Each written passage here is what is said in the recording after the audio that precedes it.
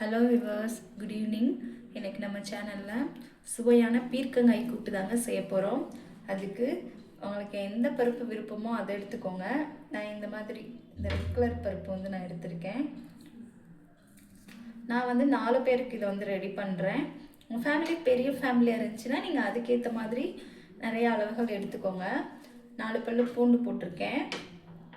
ஒரே ஒரு பீர்க்கங்காய் தான் இருந்துச்சு, அதனால் நான் 1 மட்டும் போட்டிருக்கேன்.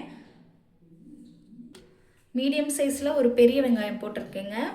அடுத்து பார்த்திங்கன்னா 3 பச்சை மிளகாய் போட்டிருக்கேன்.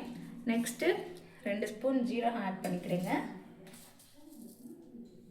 இந்த பீர்க்கங்காய் கூட்டு 3 விசிலில் ரெடி ஆயிடுங்க. இந்த மாதிரி குக்கரில் ரெடி பண்ணிங்கன்னா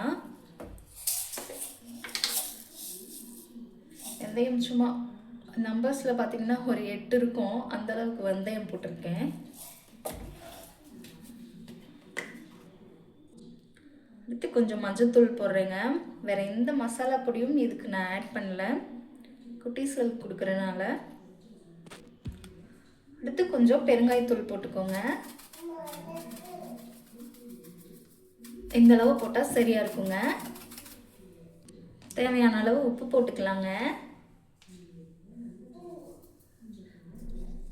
பீர்க்கங்காய் யாருக்கெல்லாம் பிடிக்கும்னு கமெண்ட் பண்ணுங்கள். இதெல்லாம் முங்குற அளவுக்கு தண்ணி ஊற்றினா கரெக்டாக இருக்குங்க. ஏன்னா இதை நான் கூட்டு மாதிரி தான் வைக்க போகிறேன், குழம்பு டைப்பில் இல்லை. இந்த ஸ்டேஜ்லேயே ஒரு கொத்து கருவேப்பிலை போட்டுக்கிறேங்க.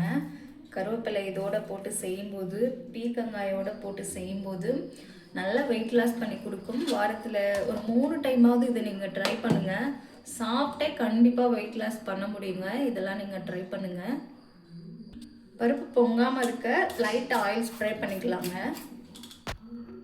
அவ்வளோதாங்க. குக்கரை க்ளோஸ் பண்ணி 3 விசில் விட்டு இறக்குனிங்கன்னா மணக்க மணக்க பீர்க்கங்காய் கூட்டு ரெடி. வெந்ததுக்கப்புறம் உங்களுக்கு ஓப்பன் பண்ணி காட்டுறேன் பாருங்கள். ரெடி ஆயிடுச்சு பாருங்கள். 3 விசில் வந்துருச்சு. குக்கரை ஓப்பன் பண்ணலாம். வாவ், எப்படி எல்லாமே சூப்பராக வந்துருச்சுன்னு பாருங்கள்.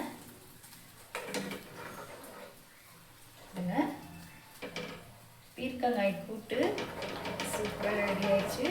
அப்படியே லைட்டாக இப்படி கரண்டிலே மசிச்சு விட்டிங்கன்னா கூட்டு கன்சிஸ்டன்சி வந்துடும். சூப்பராக இருப்பாருங்க. இது நான் தோசைக்கு தாங்க ரெடி பண்ணிட்டு இருக்கேன். எல்லாத்துக்குமே சூட் ஆகும். சப்பாத்தி பூரி கூட சூட் ஆகும். நீங்கள் ட்ரை பண்ணி பாருங்கள். குட்டீஸ்களுக்கு கொடுக்குறனால இதில் நான் லைட்டாக ஒரு ஸ்பூன் கீ தாங்க ஆட் பண்ண போகிறேன். நீங்கள் பெரியவங்க சாப்பிட்றீங்கன்னா நீங்கள் எப்பயும் தாளிக்கிற மாதிரி தாளிச்சுக்கோங்க. கண்டிப்பாக வரமிளகா போட்டு தாளிங்க, டேஸ்ட் அட்டகாசமாக இருக்கும். வெயிட் லாஸ் பண்ணுறவங்கெல்லாம் இந்த பீர்க்கங்காய் கூட்டை வாரத்துக்கு 3 டைம் கண்டிப்பாக சாப்பிடுங்க. உங்களுக்கு பெஸ்ட் ரிசல்ட் கிடைக்குங்க. தேங்க்யூ. நெக்ஸ்ட் வீடியோவில் பார்க்கலாம்.